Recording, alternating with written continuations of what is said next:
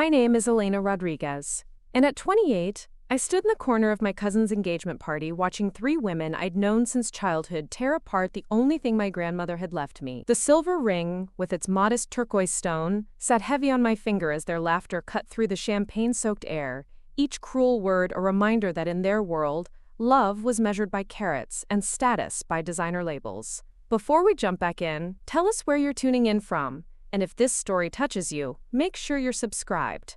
Because tomorrow, I've saved something extra special for you. They had no idea that within 3 months, that cheap little trinket would unravel a century of family secrets, expose a theft that had shaped 3 generations, and prove that sometimes the most valuable things come disguised as the most ordinary.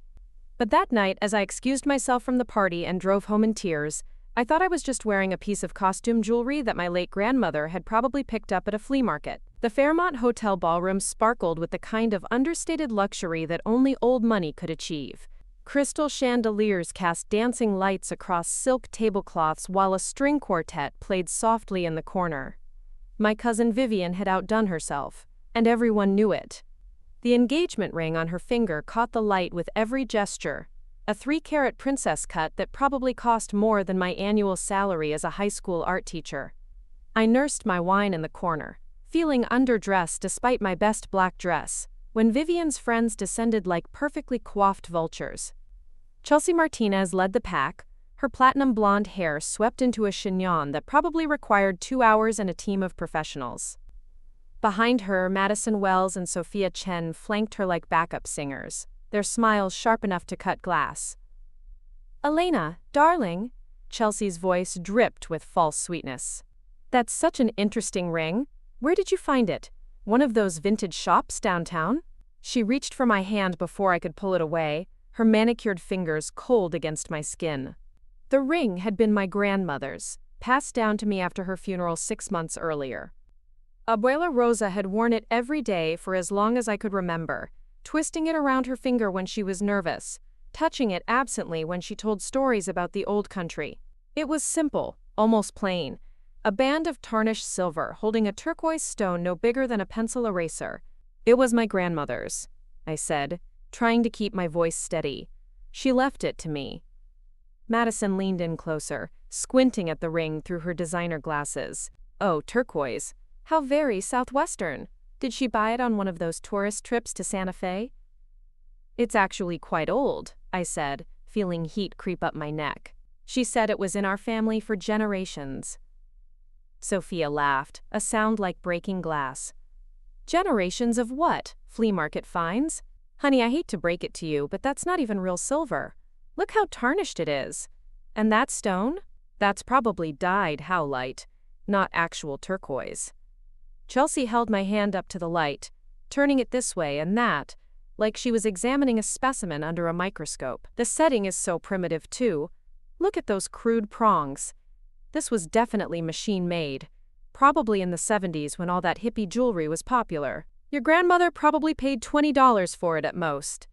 My face burned with embarrassment and anger, but I couldn't find the words to defend myself. These women moved in circles where authenticity was measured by price tags and provenance papers. To them, my grandmother's ring was just another piece of evidence that I didn't belong in their world. "You know," Madison said, examining her own engagement ring, a 2-carat emerald cut that caught the light with every movement. "There are some lovely costume jewelry pieces at Nordstrom that would look so much better with your coloring. You should really consider investing in something that doesn't look like it came from a gas station." The cruelty in her voice was casual, almost bored, like she was commenting on the weather. But her words landed like physical blows, each one confirming what I'd always suspected about myself in their presence. I was the poor cousin, the one who taught art to teenagers while they lounged in penthouses and planned charity galas. "At least it has sentimental value," I managed to say, pulling my hand away from Chelsea's grip. "Sentimental value doesn't pay the bills, sweetie," Sophia said, adjusting her own tennis bracelet, a parade of diamonds that probably cost more than my car. "And it certainly doesn't make a good impression. I mean, what would people think if they saw that ring and assumed it represented your worth?" The implication hung in the air between us. In their world, a woman's jewelry was her calling card, a visual representation of her status, and her man's ability to provide. My simple ring marked me as someone who couldn't afford better, someone who settled for sentiment over substance. "I think it's lovely," a voice said behind us. I turned to find my Aunt Carmen approaching, Vivian's mother, her smile genuine but strained.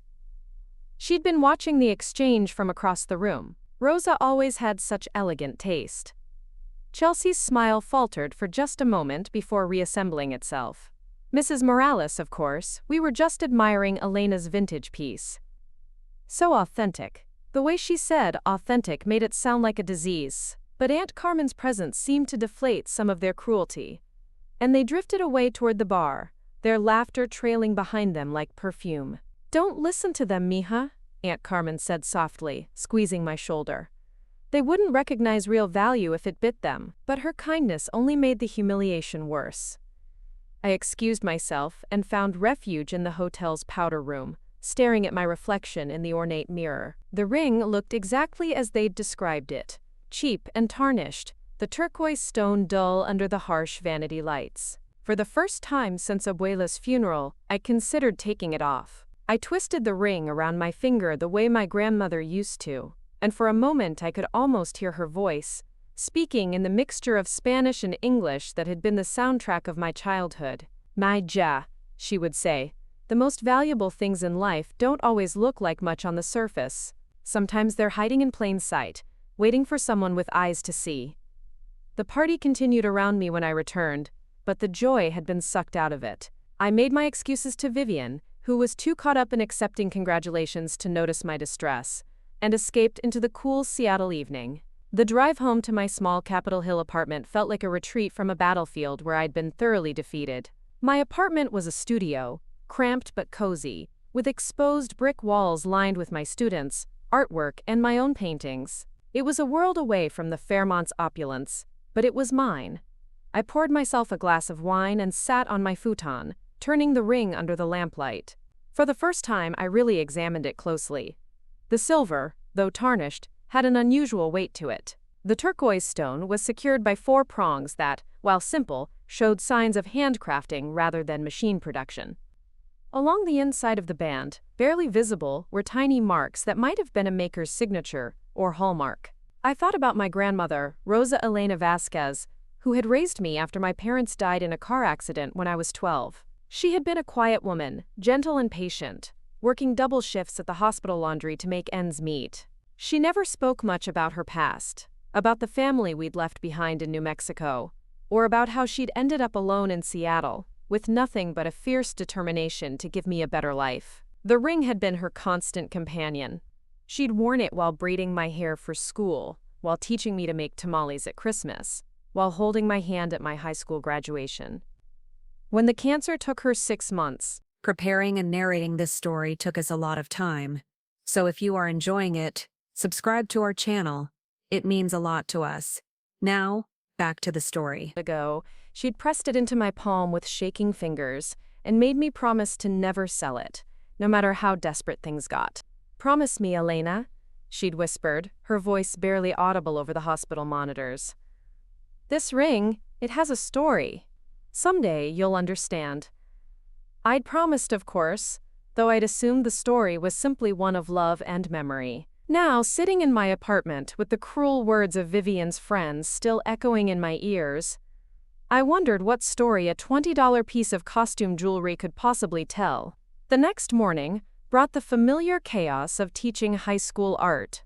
My students, a mix of enthusiastic freshmen and sullen seniors, provided a welcome distraction from the previous night's humiliation. During my prep period, I found myself researching turquoise jewelry online, searching for anything that might help me understand the ring better. Most of what I found confirmed what Chelsea and her friends had said. The vintage jewelry market was flooded with cheap imitations, machine-made pieces designed to capitalize on the southwestern jewelry trend of the 70s and 80s. But buried in the search results, I found references to older pieces, antique Native American jewelry that commanded high prices at auction. One article caught my attention, a piece about a recent Sotheby's auction where a simple silver and turquoise bracelet had sold for $40,000. The bracelet looked nothing like my ring, more elaborate and clearly ceremonial, but it made me wonder if there might be more to my grandmother's ring than met the eye. That afternoon, I decided to visit Goldberg's Antiques on Pine Street. Morris Goldberg had been in business for 40 years, and his shop was a treasure trove of forgotten objects waiting to tell their stories. If anyone could help me understand my ring, it would be him. The shop smelled of old wood and metal polish, with glass cases filled with everything from Victorian brooches to Art Deco cigarette cases. Morris emerged from the back room, a man in his 70s with wire-rimmed glasses and hands that spoke of decades spent handling precious things. "What can I help you with, young lady?" he asked, his voice carrying a slight Eastern European accent. I held out my hand, showing him the ring. "I was hoping you could tell me something about this. It was my grandmother's." Morris's demeanor changed the moment he saw the ring. His casual friendliness sharpened into professional interest as he reached for a jeweler's loop. "May I?" I slipped the ring off and placed it on the velvet mat he'd spread across the counter. He examined it under a bright light, turning it slowly, studying every angle. His eyebrows rose higher with each passing moment. "Where did you say you got this?" he asked, not looking up from the ring. "It was my grandmother's. She passed away 6 months ago and left it to me. She always wore it, as long as I can remember." Morris set down the loop and looked at me directly. "And your grandmother, where was she from originally?" "New Mexico, I think. She didn't talk much about her family or her past. We moved to Seattle when I was very young." He picked up the ring again, this time focusing on the inside of the band. "These marks here," he said, pointing to the tiny scratches I'd noticed, "these aren't random. This is a maker's mark, and unless I'm very much mistaken, it's the signature of Maria Montoya Martinez." The name meant nothing to me, but Morris's tone suggested it should. Who is Maria Martinez? She was one of the most famous Pueblo pottery artists of the 20th century, from San Ildefonso in New Mexico. But not many people know she also made jewelry, usually for family and close friends. Her pieces are extremely rare and valuable. He paused, studying my face. "Miss, if this is authentic, and I believe it is, this ring is worth considerably more than you might think." My heart started beating faster. "How much more?" Morris set the ring down carefully. "Pieces by Maria Martinez that come to auction typically sell for anywhere between $50,000 and $200,000, depending on the piece and its provenance. A ring like this, if it could be authenticated, might be worth $80,000 to $100,000. The number hit me like a physical blow, $100,000. More than 3 years of my teaching salary. More than enough to pay off my student loans, move to a better apartment, maybe even quit teaching and focus on my own art. But," Morris continued, "authentication would be key. You'd need documentation, provenance, expert analysis. The market is full of reproductions and forgeries. Without proper authentication, it's just an interesting piece of southwestern jewelry." I left the shop in a daze, the ring feeling heavier on my finger than it ever had before. On the bus ride home, I stared at it, seeing it with new eyes. Could my quiet grandmother, who had worked in a hospital laundry her entire life, really have possessed something so valuable? And if so, how had she come to own it? That evening, I called my Aunt Carmen. If anyone knew about my grandmother's past, it would be her older sister. "Maija, how are you feeling after last night?" Carmen's voice was warm with concern. "Those girls were terrible to you." "I'm fine, Tia. Actually, I wanted to ask you about Abuela's ring. Do you know anything about where it came from?" There was a long pause on the other end of the line. "Why do you ask?" I told her about my visit to the antique shop, about Morris's suggestion that the ring might be valuable. Another pause. Longer this time. "Elena, there are things about your grandmother's life that she never wanted to talk about. Painful things from before she came to Seattle." "What kind of things?" Carmen sighed. "Your grandmother came from a very wealthy family in Santa Fe. The Vasquez family had money, land, connections going back to the Spanish colonial period. But something happened when Rosa was young, something that caused a rift in the family. She left New Mexico with nothing but the clothes on her back and that ring. This was news to me. My grandmother had always lived so modestly, working such humble jobs, that I'd assumed we'd always been poor. What happened? What caused the rift? She never told me the whole story. She said it was better forgotten. But I know it had something to do with your grandfather, and with an accusation of theft. The family disowned her, said she had stolen something valuable and given it to him. She swore it wasn't true, but they wouldn't listen. My mind raced. Could the ring be connected to whatever my grandmother had been accused of stealing? Had she taken it when she left, or had it been rightfully hers all along? Do you know what she was accused of stealing? Jewelry, I think. The family had a collection of antique pieces, some of them very old and valuable. When Rosa left to marry your grandfather, some of the pieces went missing. The family assumed she had taken them. But you don't think she did? Carmen's voice was firm. Your grandmother was the most honest person I ever knew. She would never steal anything from anyone, especially not from her own family. Whatever happened, there's more to the story than what the family believed. After we hung up, I sat in my apartment staring at the ring with new understanding. If Morris was right about its value, if it really was a piece by Maria Martinez, then it was exactly the kind of valuable jewelry my grandmother might have been accused of stealing. But if she hadn't stolen it, if it had been rightfully hers, then why had her family turned against her? I started researching online, trying to learn more about the Vasquez family of Santa Fe. What I found surprised me. The family had indeed been prominent in the area for generations, involved in ranching, real estate, and politics. But I also found references to a scandal in the 1950s, mentions of family disputes and legal battles over inheritance. One newspaper clipping from 1954 caught my attention. The headline read, "Prominent Santa Fe family torn apart by inheritance dispute." The article was brief, mentioning only that the Vasquez family was locked in a legal battle over the estate of the family matriarch, who had died without a clear will. Several family members were making competing claims to the inheritance, which included valuable land holdings and a collection of antique jewelry.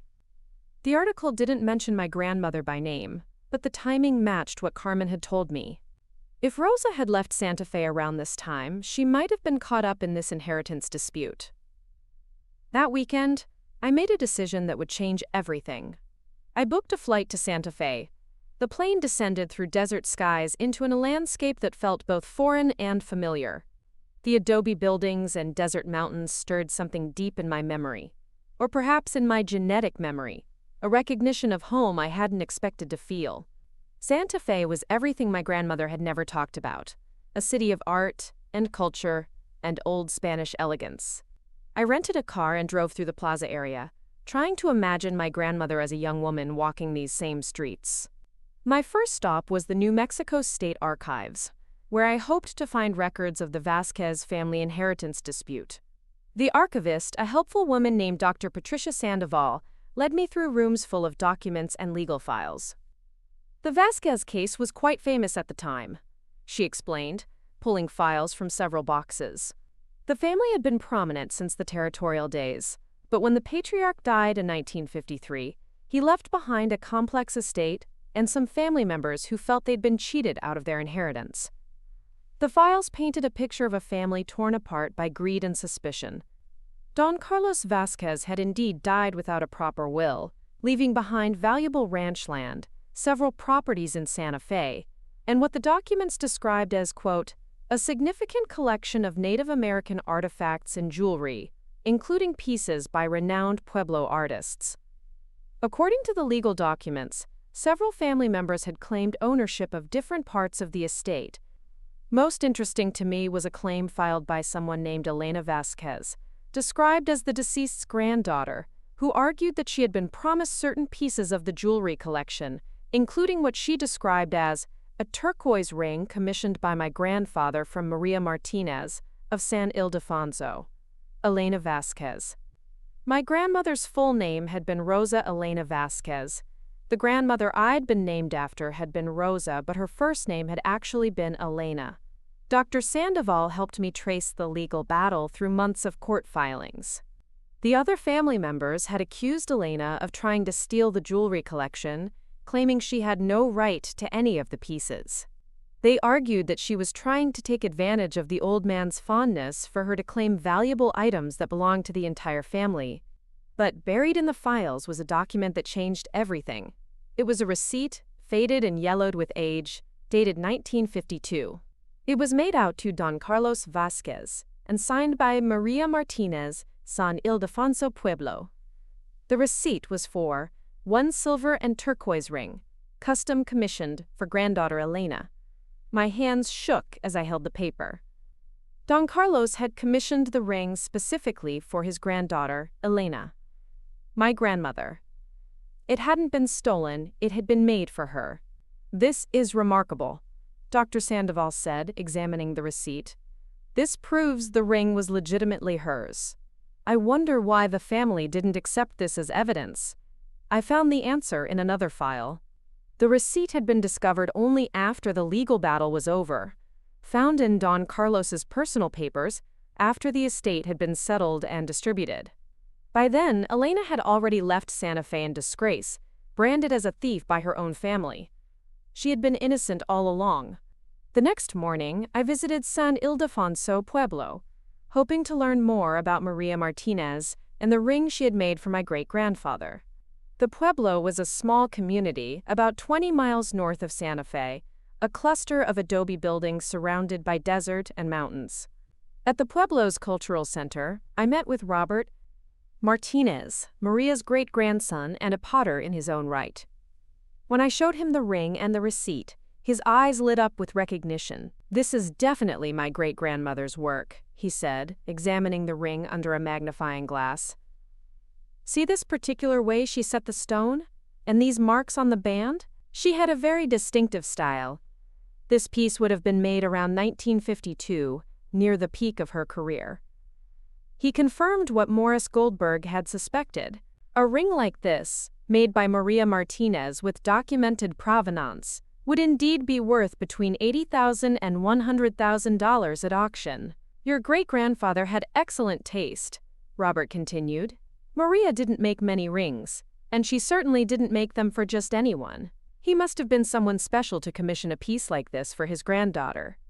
On the flight back to Seattle, I stared out the window at the landscape passing below and thought about my grandmother carrying this secret for 70 years. She had known the ring was valuable, had known it was rightfully hers, but she had never tried to sell it or prove her innocence to the family that had rejected her. She had carried the shame of their accusations in silence, working humble jobs and living modestly while wearing a fortune on her finger. When I got home, I found an envelope that had been slipped under my apartment door. Inside was an invitation to a charity auction being held by the Seattle Art Museum, and attached was a note from Chelsea Martinez.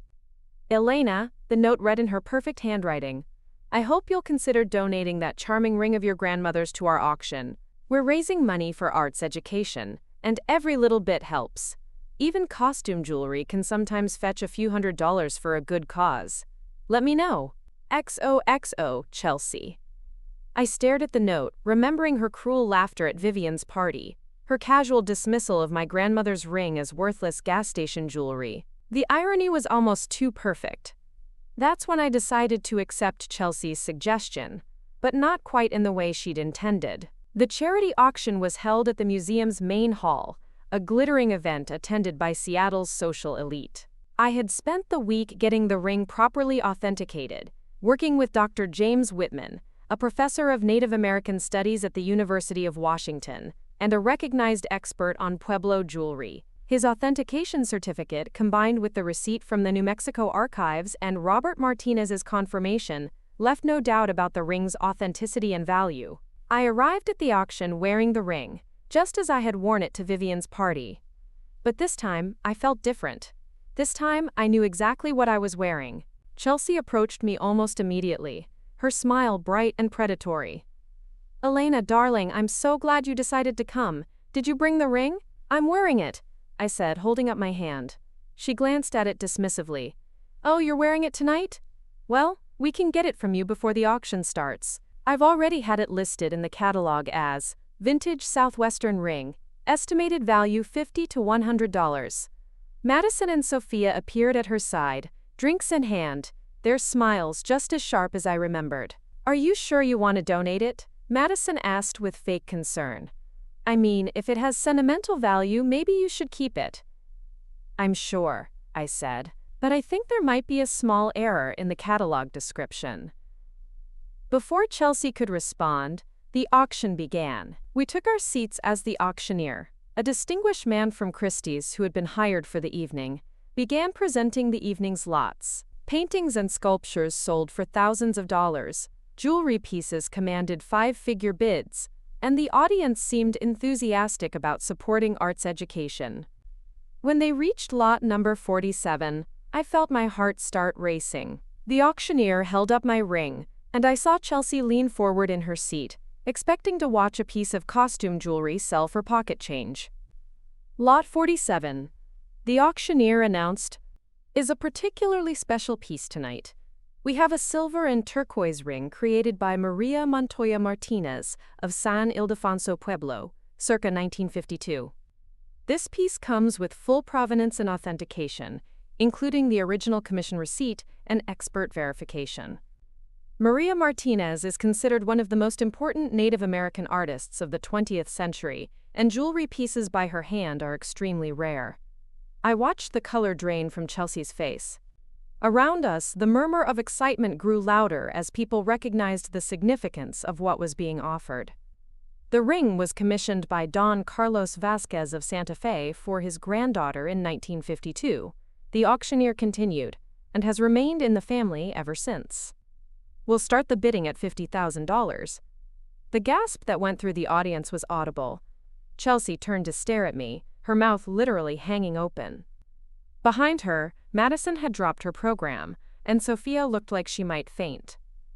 The bidding was fierce.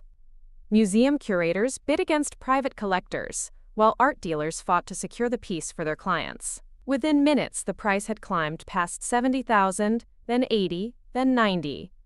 "I have $95,000 from the gentleman in the front row," the auctioneer called. "Do I hear $100,000? A woman in the back raised her paddle. $100,000 to the lady in red. "Do I hear $105? The final hammer came down at $112,000, sold to a private collector who specialized in Pueblo art. After the auction house's commission, the ring had raised over $90,000 for arts education in Seattle schools. As the audience applauded, I stood up and walked toward the exit, pausing only to stop at Chelsea's table. "You were right," I said quietly, looking down at her stunned face. "Costume jewelry can sometimes fetch a few $100s for a good cause. Though in this case, it was a little more than that." I left them sitting there and walked out into the Seattle night, feeling lighter than I had since my grandmother's funeral. The story broke in the Seattle Times the next morning. "Mystery ring brings six figures at museum auction," ran alongside a photo of me holding the authentication certificate. The article detailed the ring's journey from a family heirloom to a major art sale, including quotes from Dr. Whitman about the rarity of Maria Martinez jewelry and the significance of the find. My phone started ringing early. Reporters wanted interviews, art dealers wanted to know if I had any other pieces, and genealogy researchers wanted to help me trace more of my family history. But the call that mattered most came from Vivian. "Elena, I just saw the news," she said, her voice subdued. "I'm so sorry about what happened at my party. Chelsea called me this morning, crying. She feels terrible about what she said." "She should feel terrible," I said. "But not because the ring was valuable. She should feel terrible because she was cruel to someone for no reason other than her own sense of superiority." There was a pause. "You're right. I'm sorry I didn't say something that night. I should have stood up for you." The validation felt good, but it wasn't why I had done what I did. I had authenticated and sold the ring not for revenge but for truth. My grandmother had spent 70 years carrying the weight of a false accusation, and I had been able to clear her name, even if she wasn't alive to see it. With the money from the sale, I did exactly what Morris Goldberg had suggested I might do. I paid off my student loans, moved to a larger apartment with space for a proper art studio, and took a sabbatical from teaching to focus on my own painting. But more importantly, I used part of the money to establish the Rosa Elena Vasquez Foundation for Arts Education, providing scholarships and supplies to students from low-income families who wanted to pursue art. The foundation's logo was a silver turquoise ring, and its mission statement read, "Sometimes the most valuable things are hiding in plain sight, waiting for someone with eyes to see." 6 months after the auction, I received a package in the mail from Santa Fe. Inside was a letter from someone named David Vasquez, who identified himself as a distant cousin and a genealogy researcher. "Dear Elena," the letter began, "I've been researching our family history and came across the news story about your grandmother's ring. I've spent years trying to piece together what really happened in 1954, when the family was torn apart by that inheritance dispute. Your discovery of the commission receipt answers a lot of questions I've had. I wanted you to know that not everyone in the family believed the accusations against your grandmother. My grandfather, Carlos's youngest son, always said Elena had been treated unfairly. He tried to locate her after the receipt was found, but she had disappeared completely. We never knew what had happened to her. If you're interested, I'd like to share what I've learned about our family history. And I have some photographs and documents that belong to your great-grandfather that might interest you.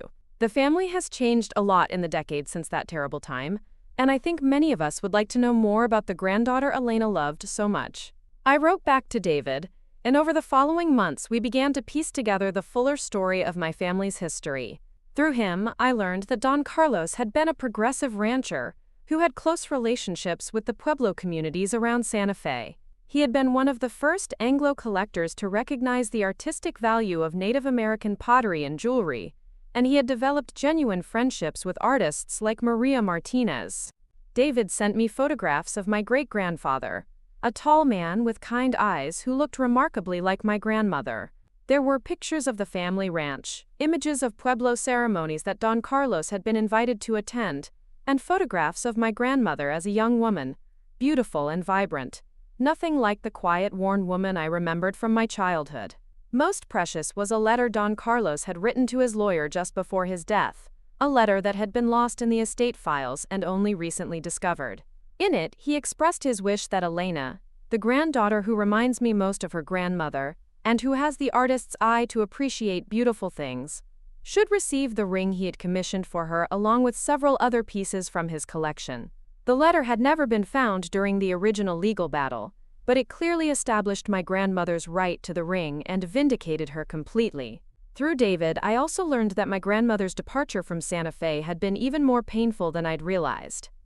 She had been engaged to a local man, the son of another prominent family, and the theft accusations had not only cost her her inheritance, but had destroyed her engagement and her social standing in the community. She had left New Mexico not just in disgrace but heartbroken, with nothing but the ring she had been accused of stealing. She had met my grandfather Thomas Rodriguez in Denver, where she had stopped while traveling to Seattle. He had been a kind man, a mechanic who had fallen in love with her quiet strength and had never pressed her about her past. They had married within 6 months and moved to Seattle, where they had built a simple life together. My grandfather had died when I was 5, too young for me to remember him well, but David found a letter my grandmother had written to a friend in Denver, describing Thomas as a man who accepts me as I am, without questions or judgments, who makes me feel valuable again. All of this history came flooding back as I worked on my paintings in my new studio. I found myself creating pieces inspired by the desert landscapes in David's photographs, by the Pueblo pottery designs I'd seen at San Ildefonso, by the complex emotions of family and identity and belonging. One painting in particular captured everything I was feeling. It showed a turquoise ring sitting on a weathered wooden table, surrounded by scattered letters and photographs. The light in the painting came from 2 sources, the harsh glare of judgment from one side, and the warm glow of understanding from the other. I called it Hidden in Plain Sight, and it became the centerpiece of my first solo exhibition. The exhibition opened at a small gallery in Pioneer Square on a rainy Thursday evening in November. I had invited everyone who had been part of the ring's story, from Morris Goldberg to Dr. Whitman to Robert Martinez, who had flown in from New Mexico for the opening. To my surprise, Vivian showed up with her fiancé, and even more surprisingly, so did Chelsea, Madison, and Sophia. They looked uncomfortable and out of place among the art students and collectors who filled the small gallery space. But they stayed for the entire evening. As the crowd began to thin out, Chelsea approached me near the painting of the ring. She looked different somehow, less polished, more human. "I owe you an apology," she said without preamble. "Not just for what I said about your ring, but for how I said it.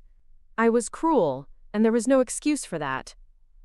"Why were you cruel?" I asked, genuinely curious. "What did I ever do to you?" She was quiet for a moment, staring at the painting. "Nothing. You never did anything to me. I think that was part of the problem. You were always so genuine, so comfortable with yourself, even when you didn't have much. It made me feel like a fraud." It was the most honest thing I'd ever heard her say. "I've spent my whole life trying to prove I belong in rooms where people judge each other by their jewelry and their addresses," she continued. "You walked into those rooms wearing a ring you thought was worthless, and you belonged anyway, because of who you were, not what you owned." I think I resented that. We talked for another hour, longer than we had ever talked before. I learned that Chelsea's family had lost their money when she was in high school, that her designer lifestyle was mostly borrowed and credit card funded, that she lived in constant fear of being exposed as not quite as wealthy as she pretended to be. "The irony is," she said as she prepared to leave, "you really did have the most valuable thing in the room that night.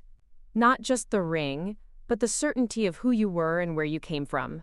I've been trying to buy that kind of confidence my whole life." 3 years have passed since that night at the Fairmont Hotel.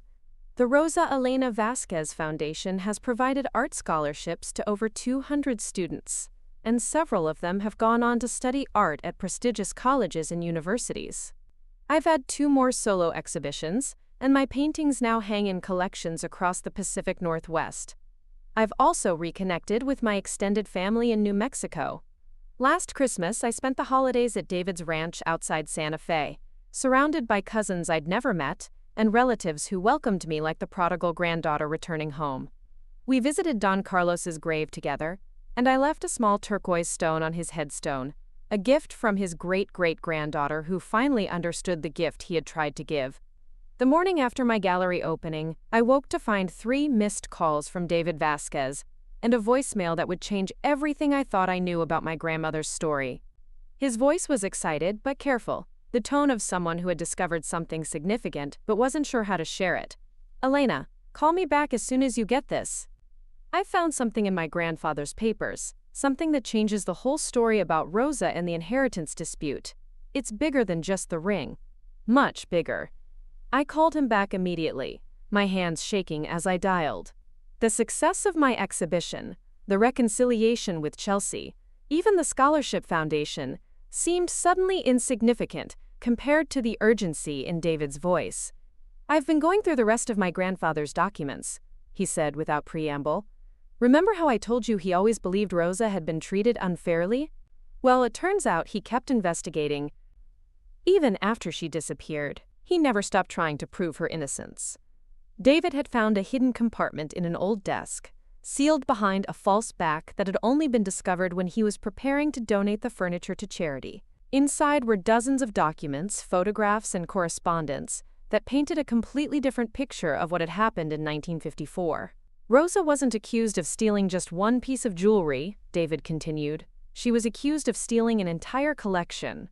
Don Carlos had assembled what was apparently one of the most significant collections of Native American art and jewelry in the Southwest. We're talking about pieces worth millions in today's money. The collection, according to the documents David had found, included pottery by Maria Martinez and other renowned Pueblo artists, vintage Navajo rugs, antique silver and turquoise jewelry, and ceremonial items that Don Carlos had been given as gifts by various tribal leaders. The family had assumed Rosa had taken several pieces when she left Santa Fe, but they had never been able to prove it because they couldn't locate her. "But here's the thing," David said, his voice dropping to almost a whisper.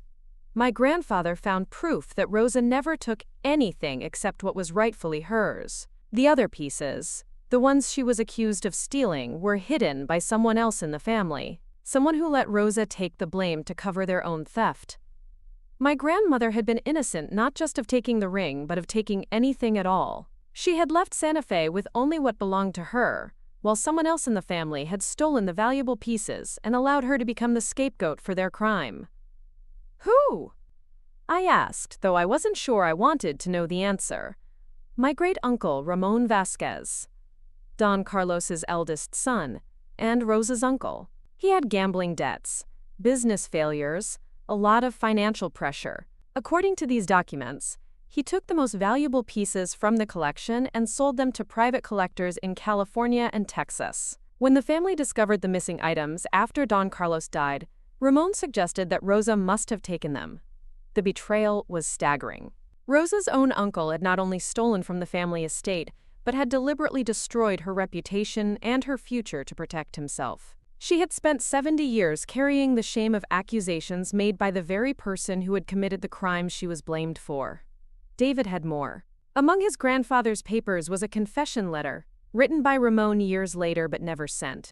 In it, he admitted to the theft and expressed remorse for what he had done to Rosa, but said he had been too afraid and too proud to come forward and clear her name. "There's something else," David said. According to these documents, the pieces Ramon stole were just the beginning. Don Carlos had apparently given Rosa several other items over the years, gifts for birthdays and special occasions. She left them behind when she fled Santa Fe, and the family assumed they were part of what she had stolen. They've been sitting in a bank vault in Santa Fe for 70 years, unclaimed. My heart stopped. What kind of items? Jewelry mostly, some pottery, a few textile pieces. According to the inventory, there's a necklace by Maria Martinez, a pair of silver bracelets, some turquoise earrings. But the most valuable piece is described as a ceremonial belt, made for Don Carlos by a Hopi silversmith named Charles Laloma. If it's authentic, it could be worth $200,000 or $300,000. Charles Laloma was a name I recognized from my research into Native American jewelry. He was considered one of the most important Native American jewelers of the 20th century, and his pieces regularly sold for 6 figures at auction. The bank has been trying to locate Rosa or her heirs for decades, David continued. They send out notices every few years, but they never knew she had changed her name when she married your grandfather. They were looking for Rosa Elena Vasquez, not Rosa Rodriguez. I flew to Santa Fe 2 weeks later, carrying a folder full of documents that proved my identity and my connection to Rosa Elena Vasquez. The bank vault was in an old building near the plaza, and the safety deposit box had been sealed since 1954, with fees paid automatically from an account Don Carlos had set up for that purpose. The bank manager, a woman named Mrs. Patricia Gonzalez, had been expecting me. She led me through the vault to a large safety deposit box, number 247, which required 2 keys to open. "This box has been something of a legend around here," she said as we approached it. "Every few years we get calls from treasure hunters and collectors who have heard rumors about it. But we've never been able to locate the rightful owner." The contents of the box took my breath away. Wrapped in soft cloth and carefully arranged were pieces of jewelry that belonged in a museum. The Maria Martinez necklace was a collar of silver and turquoise that would have been fit for royalty. The silver bracelets were heavy and ornate, clearly handmade by a master craftsman.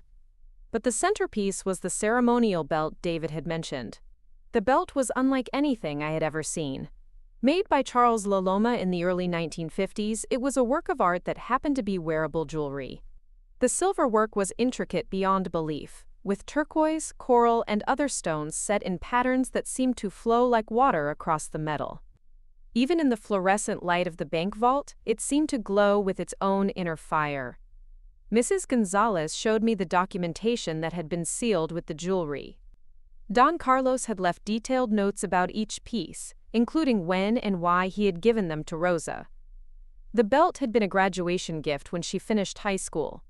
The necklace was for her 18th birthday. The bracelets were for her engagement to Thomas Rodriguez, an engagement that had been broken by the theft accusations. "Your great-grandfather clearly loved your grandmother very much," Mrs. Gonzalez said as we examined the pieces. "These notes are like love letters. He writes about how proud he was of her, how much she reminded him of his late wife. how he hoped these pieces would remind her that she was valued and cherished.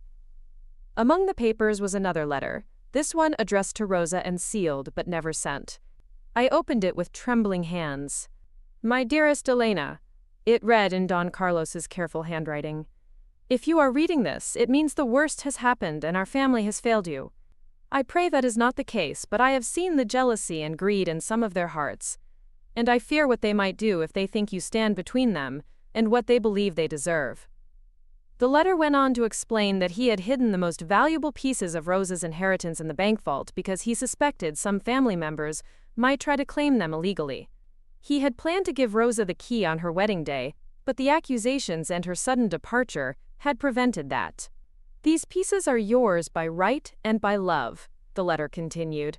"They are not payment or charity, but recognition of who you are and what you mean to me. You have your grandmother's artistic eye and your grandmother's generous heart.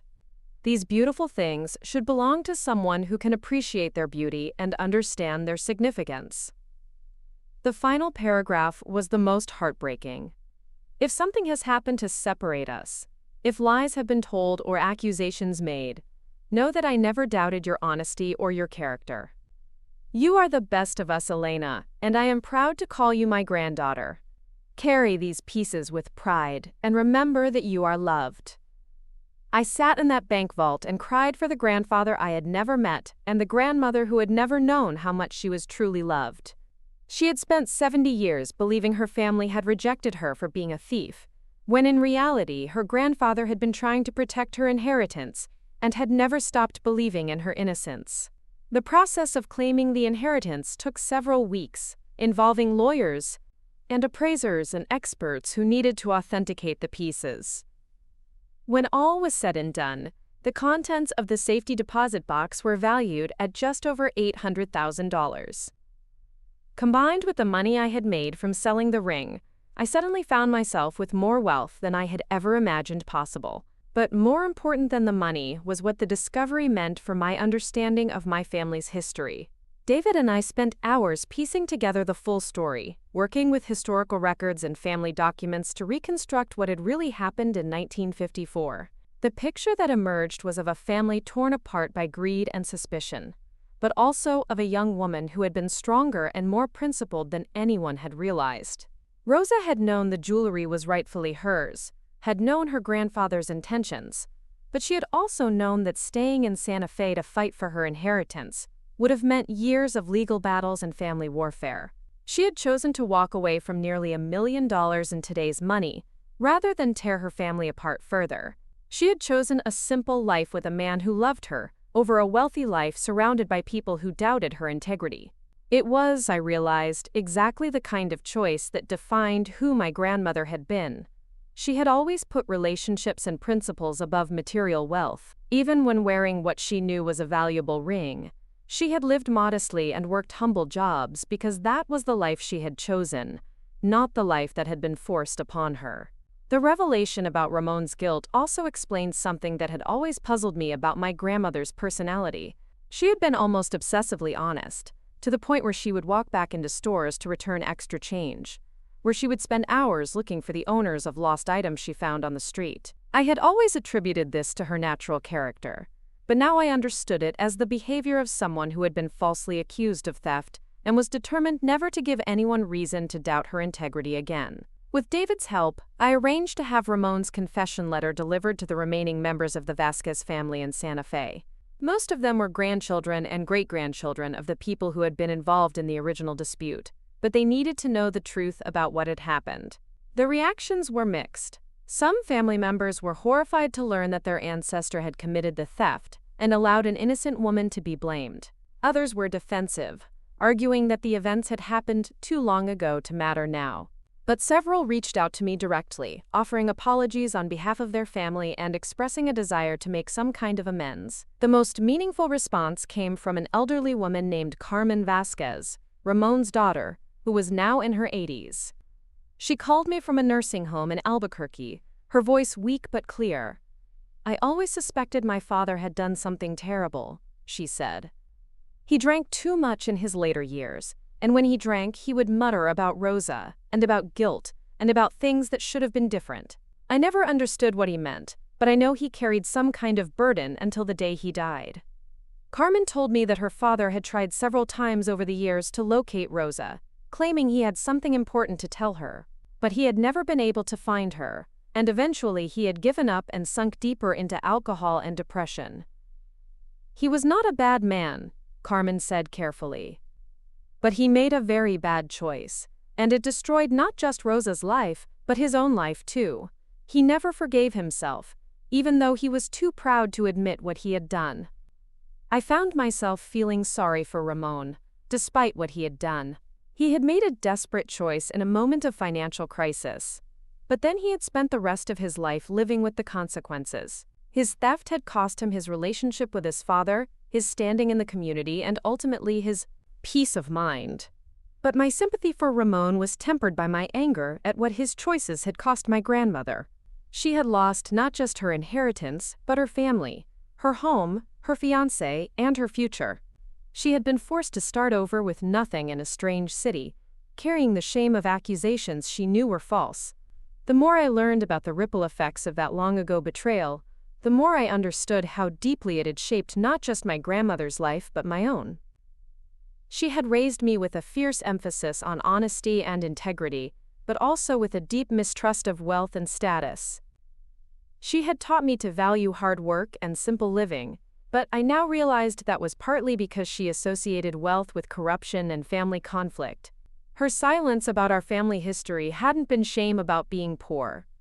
It had been a protective silence, designed to shield me from the pain of knowing that our own family had betrayed us. She had chosen to let me believe we had always been working class, rather than tell me we had been cheated out of a fortune. I spent the next several months deciding what to do with the newly discovered inheritance. The obvious choice would have been to sell the pieces and add the money to the foundation I had established. But something about that felt wrong. These pieces had been specifically chosen for my grandmother by someone who loved her, and they deserved to be treated with the same care and consideration. Instead, I decided to loan the collection to the Museum of Indian Arts and Culture in Santa Fe, where they could be displayed and appreciated by the public while remaining legally mine. The museum was thrilled to have the pieces, especially the Charles Loloma belt, which was considered one of his finest works.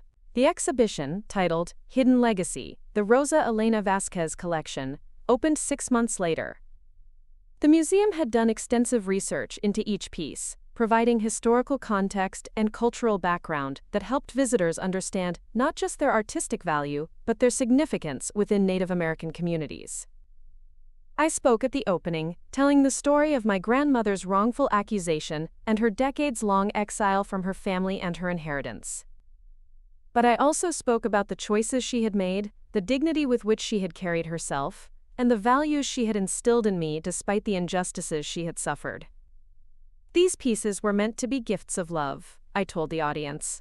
They were given to celebrate milestones and achievements, to mark important moments in a young woman's life. When she was forced to leave them behind, she lost more than valuable jewelry. She lost the physical embodiments of her grandfather's love and pride. The exhibition drew visitors from across the Southwest and beyond. Native American artists came to study the techniques used in the historical pieces.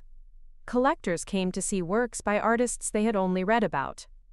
But the visitors who moved me most were the families, especially the young people who saw in my grandmother's story a reflection of their own experiences, with family conflict, false accusations, and the courage required to start over.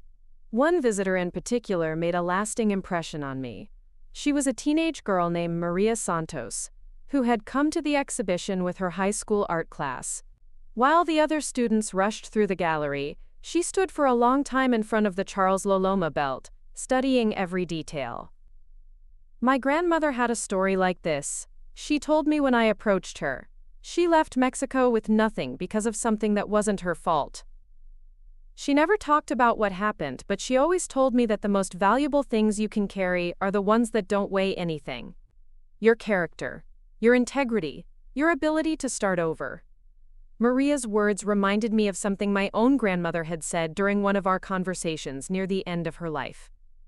I had been complaining about my student loans, about how unfair it was that I had to work so hard for things that seemed to come easily to other people. Mija, she had said, touching the turquoise ring she always wore. The things that are truly yours can never be taken away from you. Not by thieves, not by liars, not by people who want to make you feel small. Your talents, your kindness, your ability to see beauty in the world, those belong to you forever.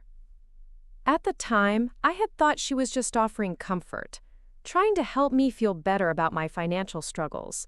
Now I understood that she had been speaking from experience, sharing wisdom earned through decades of carrying a burden I hadn't even known about. The success of the exhibition led to other opportunities. The Smithsonian contacted me about including some pieces in a traveling exhibition about Native American art. Several museums expressed interest in hosting smaller versions of the show. A documentary filmmaker wanted to tell the story of the collection and my grandmother's life, but the opportunity that excited me most came from an unexpected source.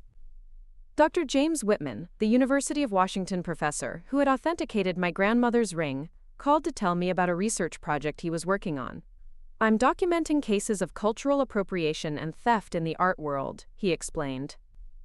"Your grandmother's story is particularly interesting because it involves not just the theft of objects, but the theft of reputation and identity. I'd like to include her case in a book I'm writing about justice and restitution in the art world." Dr. Whitman's project was focused on cases where valuable art and artifacts had been stolen or misappropriated, and where the truth had eventually come to light. Some cases involved Nazi art theft during World War II. Others involved colonial-era looting of cultural artifacts from indigenous communities. My grandmother's case was unusual because the theft had been committed by a family member, and because the victim had been blamed for the crime she had suffered from. "What makes your grandmother's story so compelling," Dr. Whitman said, "is that she chose dignity over vindication. She could have spent years fighting to clear her name, but instead she chose to build a new life based on her own values, rather than other people's opinions." Working with Dr. Whitman on the research for his book led me deeper into the world of art, authentication, and recovery. I learned about families who had spent generations trying to recover artwork stolen by the Nazis, about Native American communities fighting to get sacred objects returned from museums, about the complex legal and ethical issues involved in determining rightful ownership of cultural artifacts. The more I learned, the more I appreciated what my grandmother had accomplished simply by walking away. She had refused to let the theft of her property become the theft of her identity. She had chosen to define herself by her actions rather than her possessions, by her character rather than her circumstances. But I also began to understand that her choice, while admirable, had come at a tremendous cost, not just to her but to the broader community. The pieces in her inheritance weren't just valuable objects. They were examples of Native American artistic achievement that had been hidden away for 70 years. By keeping them locked in a bank vault, Ramon's theft had denied the public the opportunity to see and appreciate them. This realization led me to make another decision about the collection. Rather than simply loaning the pieces to museums for temporary exhibitions, I decided to establish a permanent foundation that would ensure they remained accessible to the public forever. The Rosa Elena Vasquez Cultural Foundation was incorporated as a nonprofit organization dedicated to preserving and displaying Native American art and supporting contemporary Native American artists. The foundation would own my grandmother's collection in perpetuity, ensuring that the pieces could never again be hidden away or lost to family disputes. But the foundation's mission went beyond simply displaying historical artifacts. Using the resources from my grandmother's inheritance, we also established an artist residency program, providing stipends and studio space for contemporary Native American artists. We created an oral history project, recording the stories of tribal elders who had known artists like Maria Martinez and Charles Laloma. And we developed educational programs for schools, teaching students about Native American history and culture through the lens of artistic achievement. The first artist in residence was Robert Martinez, Maria's great-grandson, who I had met at San Ildefonso Pueblo when I was researching the ring. He spent 3 months at the foundation, working on a series of pottery pieces inspired by his great-grandmother's techniques, while also experimenting with contemporary forms and glazes. "Your grandmother would have loved this," he told me as we walked through the Foundation's gallery space. She understood that art isn't just about beautiful objects. It's about preserving culture, passing down knowledge, connecting people across time and space. Robert's residency led to connections with other Native American artists and cultural leaders. Soon the Foundation was hosting workshops, lectures, and cultural events that drew participants from across the Southwest. We partnered with tribal schools to develop curriculum about traditional arts. We provided grants to young Native American artists who wanted to learn traditional techniques from master craftspeople. 2 years after the Foundation opened, I received a phone call that brought the story full circle.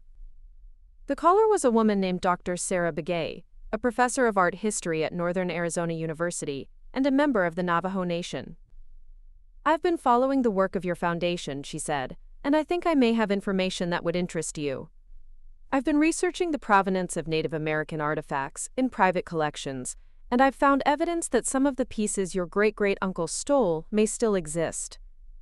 Dr. Begay had been working with law enforcement and tribal authorities to track down artifacts that had been illegally removed from reservations or stolen from collections like my great-grandfather's. Using Ramon's confession letter and the sales records David had found, she had identified several pieces that matched descriptions of items from Don Carlos's collection. "There's a Navajo rug that was sold to a collector in Texas in 1955, she explained. "The description matches one of the pieces mentioned in the documents you provided. The current owner doesn't know its history, but he might be willing to return it to your foundation if he understood the circumstances." Over the following months, Dr. Begay helped track down 3 pieces that had originally belonged to my great-grandfather's collection. The Texas collector not only agreed to return the Navajo rug, but refused to accept any compensation, saying he was honored to help right a historical wrong. A pottery bowl by Maria Martinez was recovered from an estate sale in California. A pair of silver and turquoise earrings was found in a private collection in Arizona. Each recovered piece was like finding a missing piece of family history. But more than that, their recovery represented a form of justice that my grandmother had never lived to see. The theft that had shaped her entire life was finally being undone, piece by piece. The recovered artifacts were added to the Foundation's permanent collection, but we also used their stories as teaching tools. Each piece came with documentation of its journey, from Don Carlos's collection to Ramon's hands to various buyers and collectors, providing a concrete example of how cultural theft and art trafficking actually work. These pieces tell 2 stories, I would explain to visitors. They tell the story of extraordinary artistic achievement by Native American artists who created beautiful, meaningful objects. But they also tell the story of how that achievement was commodified, stolen, and scattered, and how that scattering damaged not just individual families but entire communities. The Foundation's work attracted national attention. The Smithsonian featured our recovery efforts in an exhibition about cultural repatriation. The Pacification. FBI's art crime team used our case as an example in their training materials. Law schools began using my grandmother's story as a case study in classes about cultural property law. But the recognition that meant the most to me came from an unexpected source. 3 years after the Foundation opened, I received a letter from the Museum of Indian Arts and Culture in Santa Fe, where my grandmother's original collection was still on display. The letter was from a group of students from Santa Fe Indian School, who had visited the exhibition as part of their art history class. They had been moved by my grandmother's story and had decided to create their own art project inspired by her experience.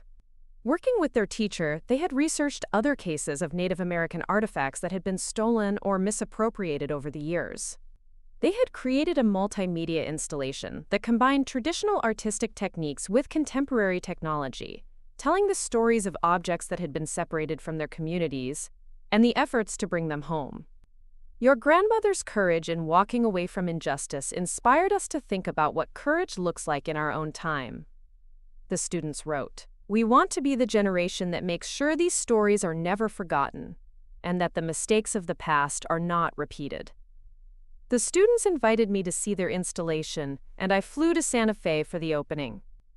The work was extraordinary, combining traditional pottery, weaving, and silverwork, with video projections and interactive elements that allowed visitors to explore the complex relationships between art, culture, and ownership. But what moved me most was a section of the installation dedicated to my grandmother. The students had recreated the turquoise ring using traditional techniques, but they had also created a series of portraits showing Rosa at different stages of her life. There was Rosa as a young woman in Santa Fe, vibrant and hopeful. Rosa as a refugee in Seattle, rebuilding her life from nothing. And Rosa as an elder, passing down her values and her strength to the next generation. The final portrait showed Rosa's hands holding the turquoise ring, but the ring was surrounded by images of all the lives she had touched, all the people who had been influenced by her choice to maintain her integrity in the face of injustice. It was a powerful reminder that the true value of her legacy wasn't measured in dollars or artifacts, but in the principles she had lived by and passed down. Standing in that room full of teenagers who had been inspired by my grandmother's story, I felt the weight of responsibility and possibility that comes with carrying someone else's legacy forward. My grandmother had never known that her story would someday inspire young artists to think more deeply about justice and cultural preservation. She had never imagined that the ring she wore every day would become the catalyst for a foundation that supported Native American arts and culture. But she had understood something that took me years to fully grasp. The most valuable things we possess aren't the things we own, but the things we choose to do with what we've been given. She had been given injustice and exile, but she had chosen to respond with dignity and grace. She had been given a ring that could have made her wealthy, but she had chosen to wear it as a reminder of love rather than sell it for money. Now I had been given her story, her legacy, and her example. The choice of what to do with those gifts was mine. As I flew back to Seattle after the student exhibition, I thought about all the ways my grandmother's story had rippled outward, touching lives and inspiring actions she never could have foreseen. The ring that had been dismissed as worthless costume jewelry had become the foundation for a cultural institution. The woman who had been branded a thief had become a symbol of integrity. The family exile had become a bridge between communities. But perhaps most importantly, the silence that had protected her for 70 years had finally been broken. Her story was being told, her name was being honored, and her choices were being recognized for what they truly were: acts of quiet heroism in the face of overwhelming injustice. The plane descended through the Seattle clouds toward home, and I twisted the simple silver band I now wore on my right hand, a replica of my grandmother's ring made by Robert Martinez as a gift when his residency ended. It was a tangible connection to her story, but also a reminder of my own responsibility to carry that story forward. In my purse was another letter, this one from a woman in Phoenix whose grandfather had been a contemporary of Charles Laloma. She had read about the foundation online and wanted to donate a collection of her grandfather's jewelry to our permanent exhibition. Her letter ended with words that would have made my grandmother smile. "These pieces have been hiding in a closet for 20 years, she wrote. "It's time for them to come out into the light where people can appreciate them for what they are. Beauty shouldn't be hidden. Stories shouldn't be buried. Art belongs in the world." I thought about Chelsea and Madison and Sophia, who had dismissed my grandmother's ring as worthless without bothering to look beneath the surface. I thought about all the valuable things that go unrecognized because they don't fit our expectations of what value looks like. I thought about all the stories that remain untold because they're carried by people who don't have the platform or the resources to share them.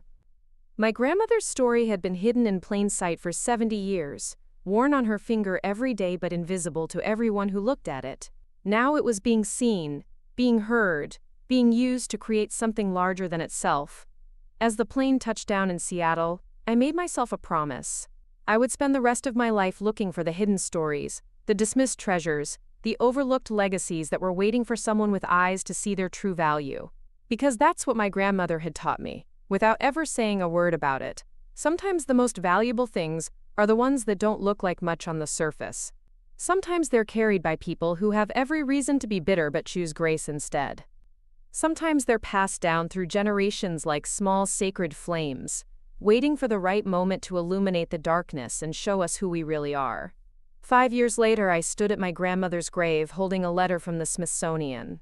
They wanted to acquire the Rosa Elena Vasquez collection for their permanent display, ensuring her story would be preserved forever. The foundation had grown beyond anything I could have imagined. We'd recovered 17 stolen pieces, supported 43 Native American artists, and our educational programs reached thousands of students annually. That morning brought unexpected visitors. Chelsea arrived with her daughter, a shy 12-year-old clutching a school report about cultural preservation she'd written after visiting our museum. She insisted on coming, Chelsea said quietly. Your grandmother's story changed how we talk about value in our house. Later, David called with news that made everything complete.